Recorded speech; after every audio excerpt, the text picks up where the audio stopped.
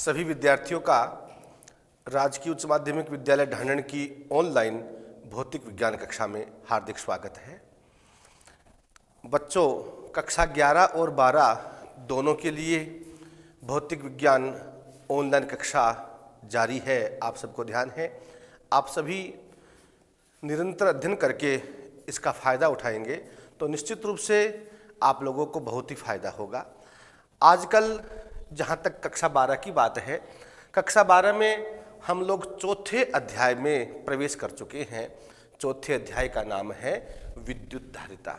पिछली बार जब हमने इसकी पढ़ाई की थी तो आपको मैंने विद्युत धारिता का अर्थ पढ़ाया था। पुनः याद दिलाता हूँ, विद्युत धारिता का मतलब होता है चालक द्वारा विद्युत आवेश ग्रहण करने की क्षमता चालक की विद्युत धारिता कहलाती है।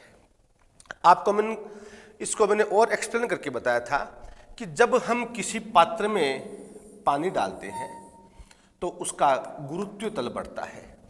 ठीक उसी प्रकार से जब किसी चालक को आवेश दिया जाता है तो उसका विद्युत तल बढ़ता है और उस विद्युत तल को बोलते हैं बच्चों विद्युत विभव। इसका मतलब चालक का जब आवेश Q देते हैं तो उसका विद्युत विभव V बढ़ जाता है। तो आप कह सकते हैं Q समानुपाती V। समानुपाती का निशान हटाया तो कांस्टेंट आ गया, इसको हम दर्शाते हैं C से। तो Q बराबर क्या आ गया विद्यार्थियों? CV। C एक नियतांक है जिसे चालक की विद्युत धारिता कहते हैं।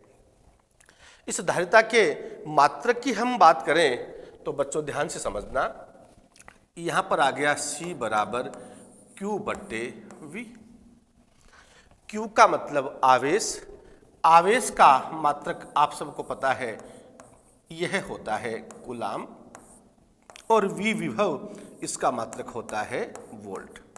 तो धारिता का मात्रक हो गया है कूलाम प्रति वोल्ट। आपको मैंने उस दिन भी बताया था इसका जो प्रचलित मात्रक है वह होता है विद्यार्थियों फेरेड। एक तो शब्द होता है फेराडे और एक होता है फेरेड। ध्यान रखना बच्चों, फेराडे है वो तो बच्चों आवेश का मात्रक होता है और ये जो फेरेड है वो किसका मात्रक होता है? धारिता का मात्रक होता है। तो C धारिता का मात्रक क्या हो गया? फेरेड। अब आप लोग इसको डिफाइन भी कर सकते हैं, परीक्षा में कई बार पूछा जा सकता है, संभावना तो कम है। जैसे कोई कह दे कि एक फेरेड को परिभाषित कीजिए तो आप क्या बोलेंगे?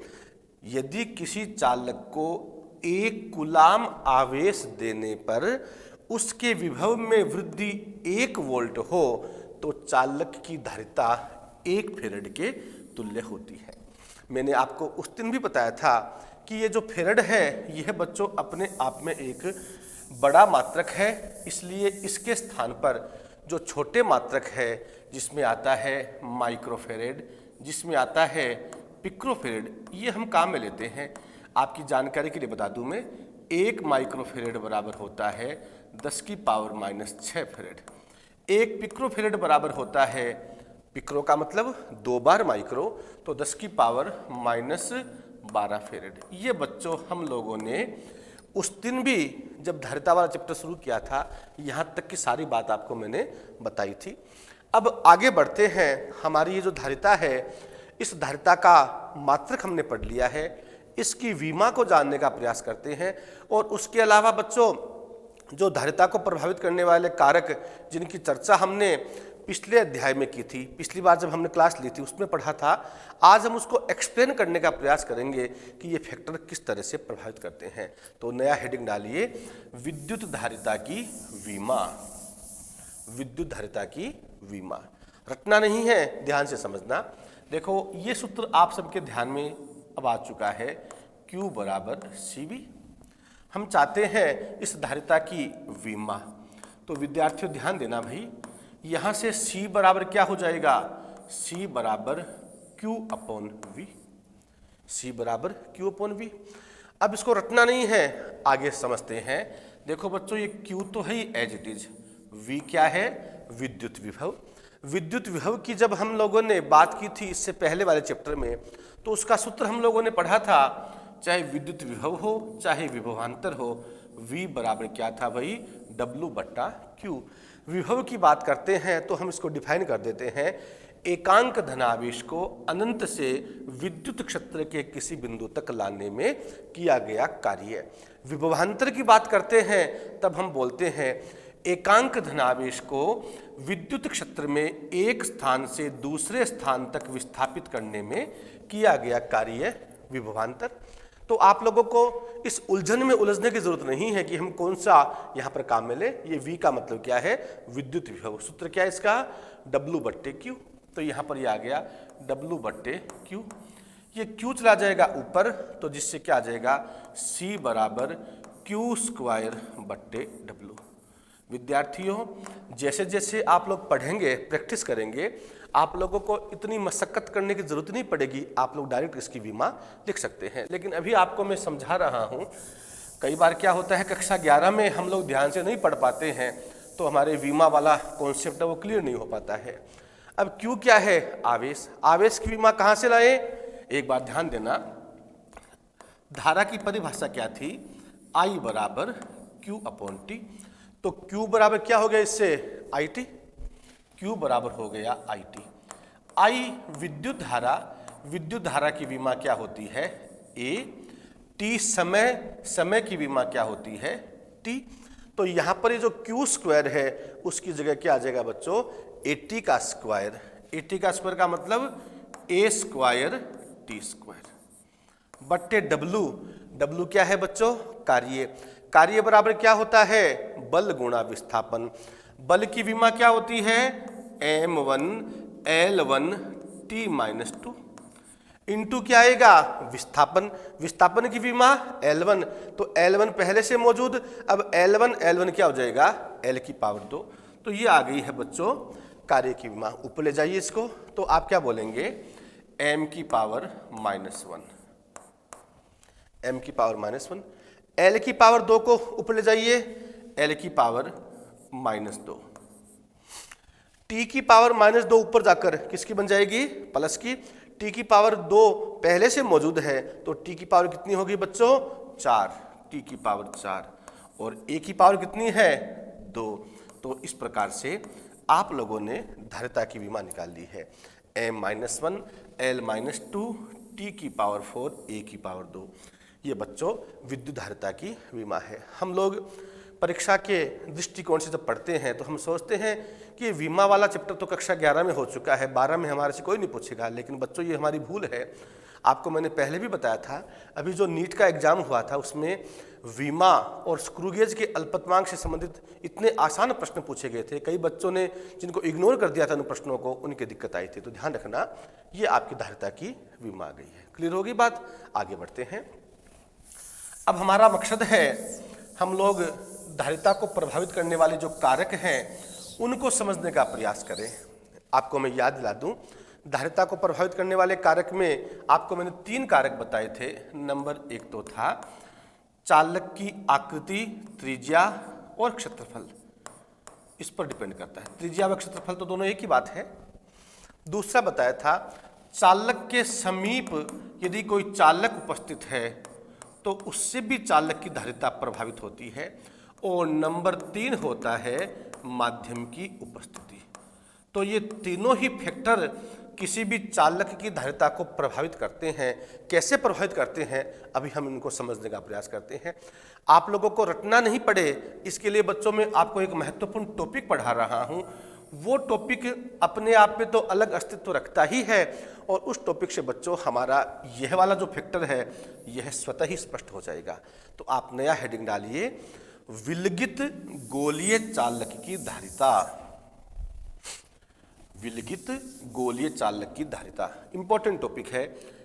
कई बार तो ये टॉपिक सीधा का सीधा आ जाता है, और इस टॉपिक से हम लोग ये जो धारिता को प्रभावित करने वाला जो कारक है उस कारक को समझ लेते हैं। इसके अलावा बच्चों यह हमारे 1 नंबर के न्यूमेरिकल में भी बहुत काम आता है। विलगित गोलीय चालक की धारिता बहुत आसान है। आप लोगों ने जो कुछ पढ़ा है उसी का हम लोग यहाँ पर अनुप्रयोग करने जा रहे हैं। यह विद्यार्थियों एक ये चालक गोला है। कैसा चालक गोला है, विलगित। विलगित का मतलब जिसके समीप अन्य कोई चालक नहीं है। हमारे पास में यह जो गोलीय चालक है जिसका केंद्र हमने मान लिया O, इसकी त्रिज्या हमने मान ली R। इस चालक गोले को बच्चों हम लोगों ने Q आवेश से आवेशित किया है। आप सब लोगों को मैंने पहले चैप्टर में, दूसरे चैप्टर में बार बार बताने का प्रयास किया है, जब भी किसी चालक को आवेश दिया जाता है तो दिया गया आवेश उसके अंदर नहीं रहकर बाह्य पृष्ठ पर वितरित हो जाता है। तो इस चालक को जब हम आवेश देंगे तो विद्यार्थियों दिया गया संपूर्ण आवेश इसके बाह्य पृष्ठ पर वितरित हो जाता है। अब बच्चों एक और महत्वपूर्ण बात यहां से उभर कर सामने आ रही है।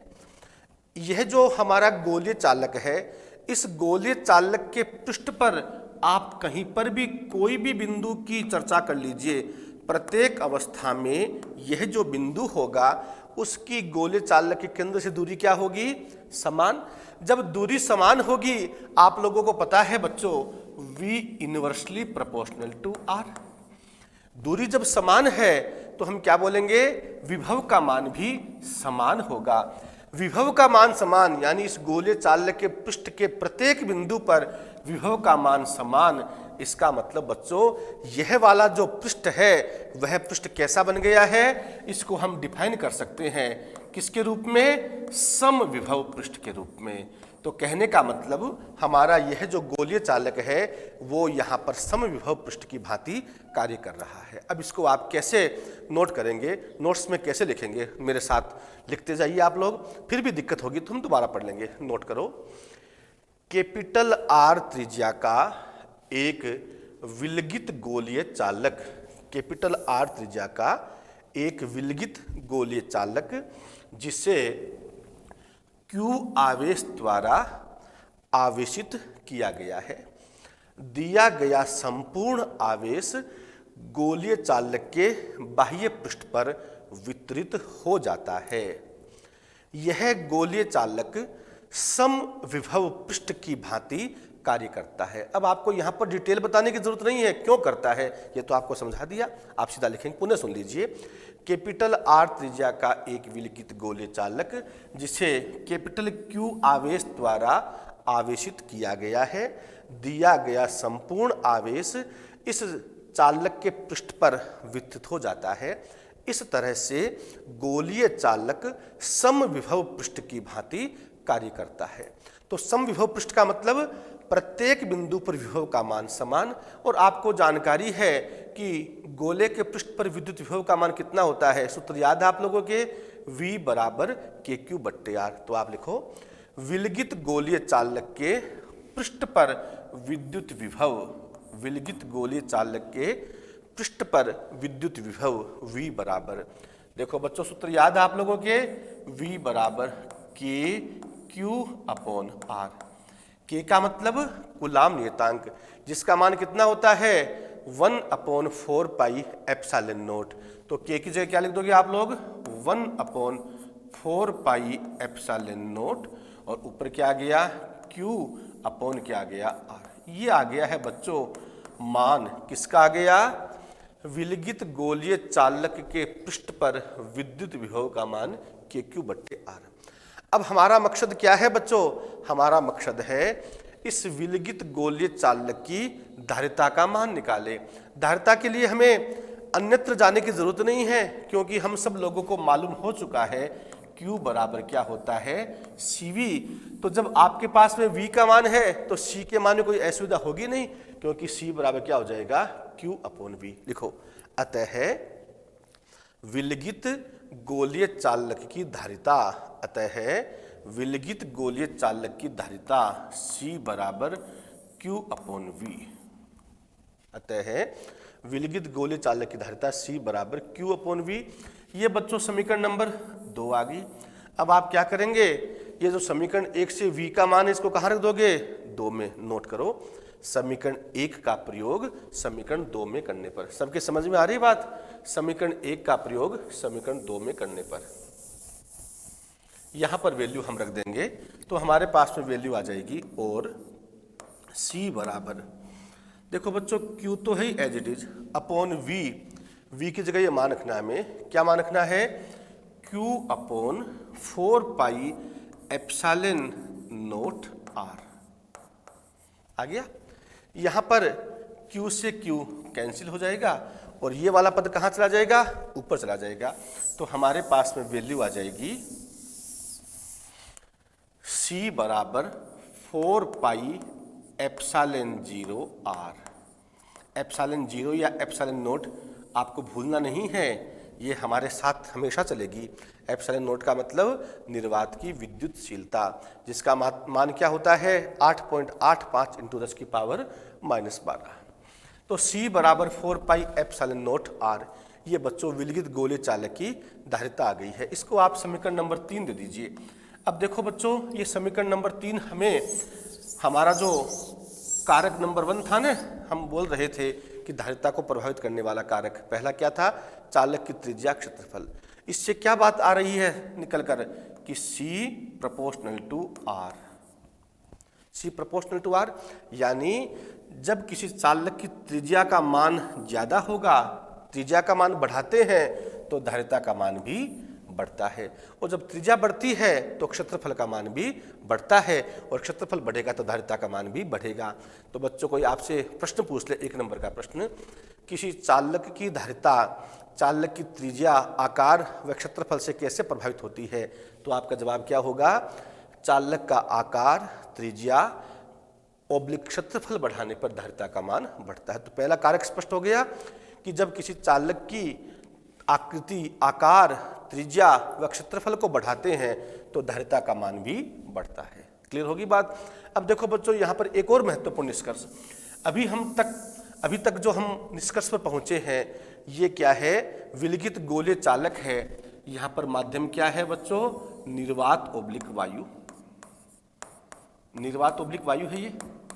यदि यहाँ पर वायु के स्थान पर विद्यार्थियों अन्य कोई माध्यम होता, हो सकता है कांच हो सकता है अभ्रक हो सकता है प्लास्टिक हो, कोई भी माध्यम होता, तो जब माध्यम की बात आती है, आपको मैंने पहले चैप्टर में क्लियर करके बताया था, जब माध्यम की बात आती है तो एप्सिलॉन 0 के स्थान पर आप क्या लिख देते हैं, एप्सिलॉन। एप्सिलॉन 0 का मतलब निर्वात की विद्युतशीलता, और एप्सिलॉन आ जाएगा तो आप बोलेंगे, क्या कहेंगे, माध्यम की विद्युतशीलता। नोट करो बेटा, यदि वायु के स्थान पर अन्य कोई माध्यम हो, वायु के स्थान पर अन्य कोई माध्यम हो, तब अब C की जगह तो आ जाएगा बच्चों Cm, capacity in presence of medium, माध्यम की उपस्थिति में धारिता, C मीडियम बराबर 4 पाई एप्सिलॉन R। ये बच्चों समीकरण नंबर 4 आ गई, C मीडियम बराबर 4 पाई एप्सिलॉन R। क्लियर हो रही बात। आगे बढ़ते हैं। आप लोगों को पहले चैप्टर में, दूसरे चैप्टर में अनेकों बार मैंने बताने का प्रयास किया है, माध्यम की विद्युतशीलता और निर्वात की विद्युतशीलता का जो अनुपात है, उसे हम लोग बच्चों क्या कहते हैं, एप्सिलॉन R, या उसको हम किससे दर्शाते हैं, K से, और दोनों का नाम एक ही है, उसको हम क्या बोलते हैं, डाई इलेक्ट्रिक कांस्टेंट, पराविद्युतांक, इसको बोलते हैं बच्चों डाई इलेक्ट्रिक कांस्टेंट, पराविद्युतांक की। इसका एक दूसरा नाम और है, इसको बोल देते हैं आपेक्षिक विद्युतशीलता। एप्सिलॉन R को हम बोल देते हैं आपेक्षिक विद्युतशीलता, और इसका दूसरा नाम क्या है, पराविद्युतांक। तो हम इसको एप्सिलॉन R से भी दर्शाते हैं, K से भी दर्शाते हैं, लेकिन सावधानी की जरूरत है। आप लोगों को ध्यान रखना पड़ेगा कि कौन सा K है। जब पराविद्युतांक की बात आती है तो भी K, और कूलाम नियतांक की बात आती है तो भी K, लेकिन आप लोग ध्यान रखेंगे। तो एप्सिलॉन बट्टे epsilon 0 is equal to epsilon R। तो अब इससे यदि आप एप्सिलॉन का मान निकालते हैं तो एप्सिलॉन बराबर क्या आ गया, एप्सिलॉन 0 इंटू एप्सिलॉन R। बोलो आ गया अभी। तो अब आप क्या करेंगे, समीकरण 4 में एप्सिलॉन को हटा दीजिए, यहाँ पर मान रख देते हैं, तो यह वैल्यू आ जाएगी, और C मीडियम बराबर 4 पाई, इस एप्सिलॉन की जगह लिखना है एप्सिलॉन 0, ये आ गया बेटा एप्सिलॉन 0। आगे ये आपका R है, और इसको मैंने अलग से लिख दिया है एप्सिलॉन R को। कोई दिक्कत थोड़ी है, गुणा में तो मान है भी 4 पाई आ गया, एप्सिलॉन के स्थान पर एप्सिलॉन 0 एप्सिलॉन आर आ गया, गुणा में है, ये आर आ गया। अब ध्यान दीजिए बच्चों, आपके पास में ये जो 4 पाई एप्सिलॉन 0 आर ये मान पहले भी आ चुका है, आया था ना? कब आया था? जब माध्यम क्या था? निर्वात। अब चूंकि यहाँ पर एक मीडियम की बात हो रही है, एक निर्वात की बात हो रही है, हम लोग सुविधा के लिए इसको लिख सकते हैं CA। CA का मतलब क्या हो गया? Capacity in presence of air, वायु की उपस्थिति में धारिता। और C मीडियम का मतलब क्या हो गया? माध्यम की उपस्थिति में। यहाँ तक दिक्कत है किसी के? अब आप क्या करेंगे? समीकरण 3 का प्रयोग समीकरण 5 में करने पर, समीकरण 3 का प्रयोग समीकरण 5 में करने पर वैल्यू क्या आ जाएगी विद्यार्थियों? CM बराबर, इसकी जगह क्या आ गया? CA इंटू क्या आ गया? Epsilon R. देखो बेटा, बहुत ही महत्वपूर्ण निष्कर्ष आपने प्राप्त कर लिया कि माध्यम की उपस्थिति में जो धारिता है वो धारिता जो निर्वात में धारिता थी उसके सापेक्ष बढ़ जाती है। कितना गुना बढ़ जाती है? एप्सिलॉन आर गुना। एप्सिलॉन आर की जगह हम क्या लिख सकते हैं? के भी लिख सकते हैं। दोनों का अर्थ एक ही है, नाम एक ही है। क्या नाम है? पराविद्युतांग। तो बच्चों, आप लोग यदि ध्यान दे रहे हैं तो धारिता को प्रभावित करने वाला तीसरा कारक भी क्लियर हो गया है। पहला कारक क्या था? आकृति, आकार, क्षेत्रफल पर क्लियर हो गया। त्रिज्या या क्षेत्रफल बढ़ाते हैं तो धारिता का मान बढ़ता है। और तीसरा कारक क्या था भाई? माध्यम की उपस्थिति में। देखो, माध्यम जब उपस्थित है तो धारिता वायु के सापेक्ष बढ़ गई, तो कहने का मतलब माध्यम की उपस्थिति में भी धारिता का मान बढ़ता है। तो बच्चों, आपसे एक प्रश्न कोई पूछ ले कि एक चालक जिसकी धारिता यदि आपको 5 माइक्रोफेरेड है, वायु माध्यम की उपस्थिति में धारिता 5 माइक्रोफेरेड है। अब यदि वायु के स्थान पर अन्य कोई माध्यम रख दिया जाता है तो बताओ धारिता का मान कितना होगा? ए दे सकते हैं अपरिवर्तित 5 माइक्रोफेरेड, बे दे सकते हैं 5 माइक्रोफेरेड से कम, से दे सकते हैं 5 माइक्रोफेरेड से अधिक, और दे सकते हैं इनमें से कोई नहीं। तो बोलो क्या होगा? 5 माइक्रोफेरेड से अधिक बढ़ जाएगी धारिता। तो ये हमारा तीसरा कारक भी क्लियर हो गया है। तो विलगित गोलीय चालक की जो धारिता वाला हमने टॉपिक पढ़ा है उसने हमारे दो फैक्टर क्लियर कर दिए। पहला तो क्या क्लियर किया? आर का मान बढ़ाओगे तो धारिता का मान बढ़ेगा। दूसरा फैक्टर कौन सा क्लियर कर दिया? कि माध्यम की उपस्थिति में धारिता का मान बढ़ जाता है। अब यहाँ पर देखो, एक और महत्वपूर्ण बात आ रही है, यह है ना CM बराबर CA इंटू एप्सिलॉन आर। आप कह सकते हैं और एप्सिलॉन आर, एप्सिलॉन आर का मतलब क्या है बच्चों? मैं नाम लिख रहा हूं, पराविद्युतांक, dielectric constant, dielectric constant पराविद्युतांक बराबर, बोलो क्या आएगा? CM बट्टे CA। तो कहने का मतलब क्या हो गया? माध्यम की उपस्थिति में धारिता और निर्वात की उपस्थिति में धारिता, इन दोनों का जो अनुपात है वह किसके तुल्य होता है? पराविद्युतांक के तुल्य। अब देखो बच्चों, इसका एक प्रश्न और बता के बताता हूं आपको मैं। आपको कह देते हैं एक चालक जिसकी वायु माध्यम की उपस्थिति में धारिता 5 माइक्रोफेरेड है, 5 माइक्रोफेरेड है, माध्यम की उपस्थिति में धारिता का मान 15 माइक्रोफेरेड हो जाता है। तो पराविद्युतांक का मान ज्ञात कीजिए। हम लोग लंबी चौड़ी गणना करते हैं, कुछ नहीं करना आपको, केवल मात्र क्या करना है? ये धारिता तो कौन सी है? माध्यम की उपस्थिति में, और ये धारिता कौन सी है? निर्वात की उपस्थिति में। अनुपात लेना है, क्या आ जाएगा भाई? 15 बट्टे 5 इज इक्वल टू क्या आ गया? 3।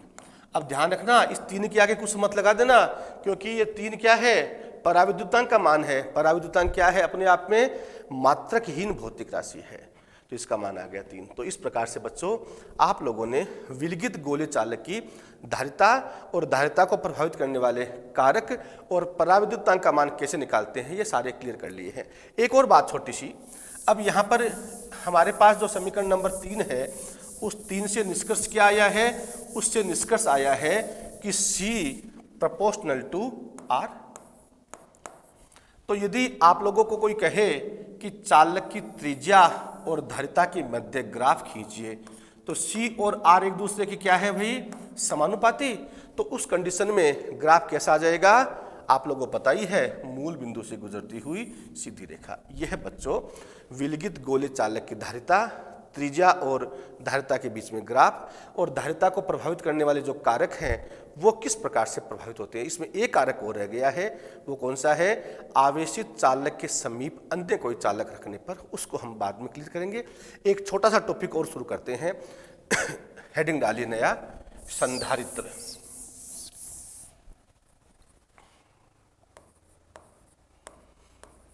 जिसको हम इंग्लिश में बोलते हैं कंडेंसर, कैपेसिटेंस। संधारित्र क्या होता है, संधारित्र आज आपको मैं परिभाषा लिखवा रहा हूं, इसको हम आगे की क्लास में क्लियर करेंगे, केवल नोट कर लीजिए परिभाषा।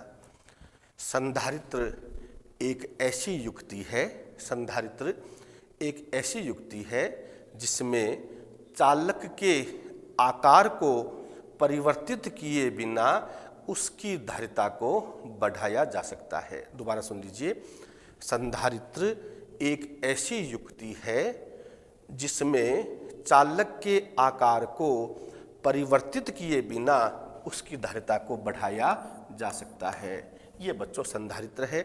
हम लोगों को संधारित्र का सिद्धांत भी समझना है, ये जो परिभाषा लिखवाई है उसको भी समझना है।